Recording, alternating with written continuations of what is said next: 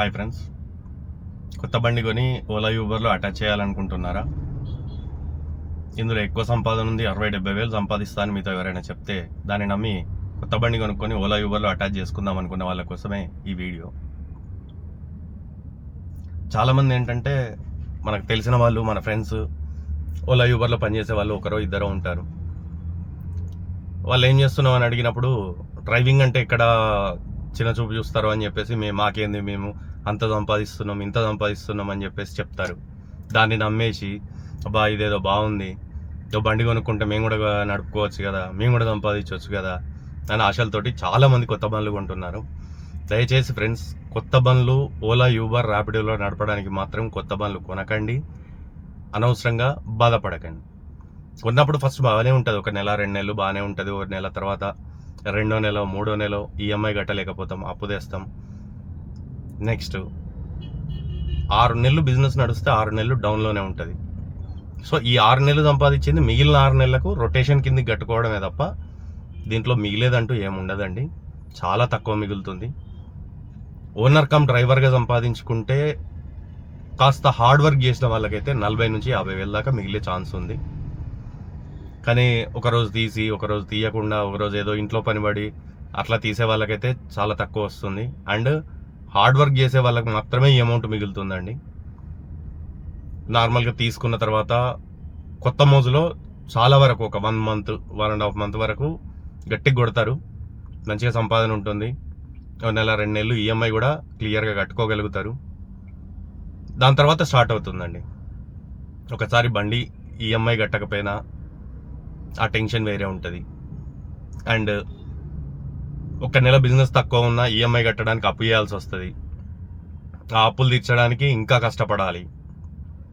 దాంతోపాటు health issues, మేజర్గా డ్రైవర్లకు వచ్చే హెల్త్ ఇష్యూస్, కిడ్నీ ప్రాబ్లమ్స్ చాలా వరకు వస్తాయి. కిడ్నీలో స్టోన్స్ రావడం, కిడ్నీ ప్రాబ్లమ్స్ రావడం. ఎందుకంటే 24 గంటలు మనం బండి మీదనే ఉంటాం, వాటర్ సరిగా తాగం, యూరిన్ సరిగా పోయాం. ఎందుకంటే ఎక్కడ చూసినా పబ్లికే ఉంటారు, పబ్లిక్లో పోయలేం.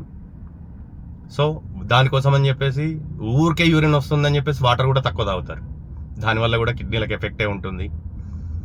అండ్ పొద్దుటి నుంచి సాయంత్రం వరకు ఈ ట్రాఫిక్లో నడపడం వల్ల కళ్ళకు స్ట్రెయిన్, బాడీ మొత్తం పెయిన్స్ ఉంటాయి. సో చాలా రిస్కీ జాబ్ ఇది. అండ్ మిగిలే అమౌంట్ కూడా చాలా తక్కువ. ఒకప్పుడు ఉండేది, మేబీ లాక్డౌన్కు ముందు చాలా బిజినెస్ ఉండేది, అప్పుడు చాలా మిగిలింది. బట్ ఇప్పుడైతే అంత బిజినెస్ లేదు. అండ్ 2023 ఐ థింక్ దాని తర్వాత చాలా ఫ్లీట్లు వచ్చినాయి. ఆ ఫ్లీట్లు వచ్చినప్పటి నుంచి ఇంకా బండ్లు పెరిగిపోయినాయి. దానివల్ల కూడా చాలా వరకు బిజినెస్ తగ్గింది. ఒకప్పుడు ఏంటంటే 5 బుకింగ్లు మనకు ఒక ఏరియాలో ఉంటే ఆ ఏరియాలో ఒక 2-3 బండ్లు అవైలబుల్ ఉండేవి. సర్జ్ ఇచ్చేవాడు, ఆ బుకింగ్స్ని బట్టి మనకు అమౌంట్ కూడా ఎక్కువ వచ్చేది. ఇప్పుడు అదే 5-6 బుకింగ్లకు 10-15 బండ్లు ఒక ఏరియాలో ఉంటున్నాయి. సో సర్జ్ ఉండదు, ఎక్స్ట్రా అమౌంట్ ఉండదు, కిలోమీటర్కు చాలా తక్కువ అమౌంట్ వస్తుంది. మనం బయట నడుపుకున్నా మామూలుగా అవుట్ స్టేషన్ కిరాయిలకు పోయినా కూడా కనీసం కిలోమీటర్కు 16-17 రూపాయలు కట్టిస్తారు. కానీ ఓలా యూబర్లో నడిపితే 16-17 రూపాయలు రావడం అనేది చాలా తక్కువ, ఎప్పుడో ఒకసారి వస్తుంది. మిగిలిన టైంలో మాత్రం మ్యాక్సిమం 12 రూపాయలు 13 రూపాయలకు మించి రాదు. And pickup and drop locations అన్నీ కలుపుకొని నేను చెప్పేది. జనరల్గా అయితే పికప్ కిలోమీటర్స్ తీసేయంగా 15 రూపాయల వరకు రావచ్చు. బట్ పికప్ కిలోమీటర్స్ కూడా మనం తిరుగుతాం కదా, వాటికి ఎటువంటి అమౌంట్ అయితే కట్టివ్వరు మనకు. సో 12 రూపాయలు 13 రూపాయల కోసం బండిని తీసుకొని 1 కిలోమీటర్కు బండి సర్వీసింగ్ ఏం చేపిస్తారు, ఈఎంఐ ఏం కడతారు, మీ ఇంటికి ఖర్చులు ఏం చూసుకుంటారు, మీ ఖర్చులు ఏం మిగులుతాయి మీకు. ఎవరైనా బండి తీసుకోవాలి అనుకుంటున్న వాళ్ళు 1కి 4 సార్లు ఆలోచించండి, ఎక్స్పీరియన్స్డ్ పర్సన్స్ను అడగండి. అవసరమైతే 1-2 చోట్ల 1 నెల 2 నెలలో పని చేయండి. దాన్ని బట్టి మీకు అవగాహన వస్తుంది. అప్పుడు మీరు డిసైడ్ కండి తీసుకోవాలా వద్దా అని. అంతేగాని ఎవరో ఏదో చెప్పిన మాటల్ని నమ్మి మాకు అంత వస్తుంది ఇంత వస్తుందని ఎవరో చెప్పిన మాటల్ని నమ్మి అయితే తీసుకోకండి. తీసుకున్న తర్వాత బాధపడకండి. Thank you friends.